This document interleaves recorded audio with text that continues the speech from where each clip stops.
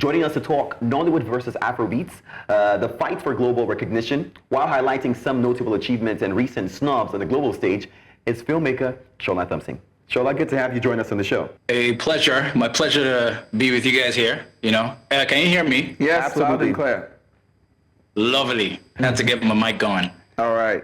Okay, so Shola, it's good to have you. So let's jump right into it because of time. We're talking about the global recognition of Nollywood. And we see that Afrobeats has a lot. Talking about, they have to even create categories for Afrobeats and the Grammys and other major awards out there. But Nollywood seems to be struggling when it comes to international recognition as regards awards, from the Oscars to the Golden Globes. So what exactly do you think could be the issue right now concerning that? Why are we not getting that level of recognition? So I feel with music, what you have is the players that are involved, that are required to actually bring that together. You have typically your producer and your musician.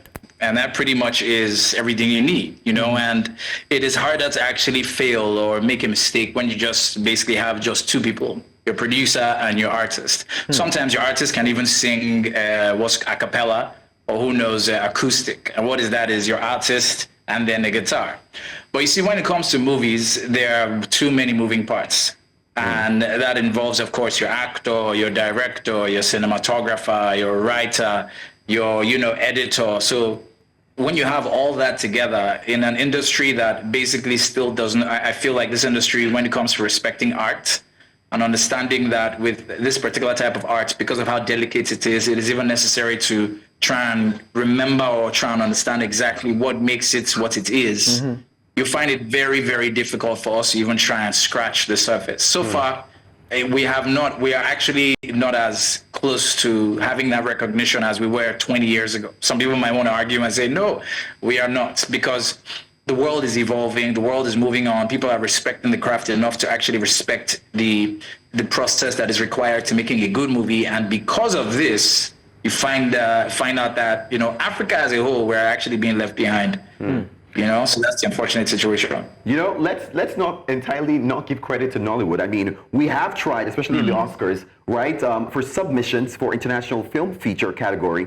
I mean, back in 2009, there was the Figurine by Kunle Afolayan, 2011, Restless, 2013, Half of Yellow Sun, 2019, the popular one, Lionheart by Genevieve, and I think the last time was 2020, the Milkmaid.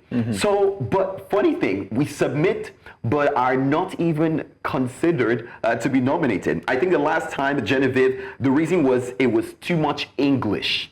Is it that we don't get the criteria involved, necessary, or what exactly could be the issue? So it's not too much English. It is. So with making a film, right? When you have those films, now you said, of course, we must give credit, and these were submissions. If you're talking about submissions, trust me, every African country has submitted. If it's submissions, the list is going to be so long. Yeah. If it's about submissions. But if it's about accepting what we do submit and saying, okay, well, this that you guys have submitted, it is actually up to par. You'd realize, as I said, everything else has to come to play. The sound design, the sound mixing, the sound editing, the story. If you ask a typical, us in Nollywood here, and you ask us, okay, which movies do you think would submit? They'll mention some movies that are actually not bad. But then you realize that we're in this particular, and I hate to come off this way, not like I'm trying to be critical. I don't want to use the word delusion, but we're in this mindset or mind frame that still limits us because we still don't understand that there's a lot of work that is still required. We had John Boyega recently put out a statement to say, the pride that you have some Nollywood actors and, producers, they have this pride. And then, it's laughable because, and I'm trying not to be as critical or try to come off the wrong way. It's not that, when I say it's laughable, I mean that we still have such a long way to go that it is, for the fact that we have this pride, it is still, it's ridiculous because it's like we still have so much to do. There are some movies that cut close. And then instead of building on those movies to say, okay, we've come this close, all right, maybe we didn't quite get there, let's build on it and do something better. No, we don't. We build on it, and it's, as I've said before, I said this a while ago, maybe about 8 years ago, 7 years ago, I can't remember, where I said it's a swingy situation as opposed to it being a upward trajectory. You know, so we're going this and going like this. You know, we go up and we go back, and we still struggle to get back up.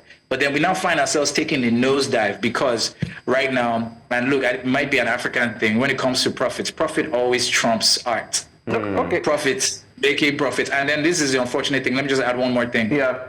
We're in a situation where we get somewhere, you know, it's like a sensei teaching his student, like, oh, I need you to, this is what you're learning. You're going to learn to be a fantastic fighter. And then the sensei just learns maybe just how to punch the right way and says, that's it, that's all I need. All right, let me just go and be punching. But he hasn't finished his training, you know, and he gets too excited because doing the punches will only get him so far and get him, you know, to look like he can fight. But then when it comes to getting the real fight, he hasn't finished his training, so he's not going to compete with the world stage. So, yeah. All right. So Shola, so an argument or what people would say is that we have movies that grows a lot here in Nigeria, highest grossing, 1.5 billion, 1.4 billion. And I think people think there's like a disconnect. If we can grow so much in Africa, people are watching it. Why can't we get some awards as well for these top grossing movies? Let me ask you. So when they say a movie grosses about, let's say, 1.1 billion or 1.5, that's how many people? That's about 400,000 people. Okay.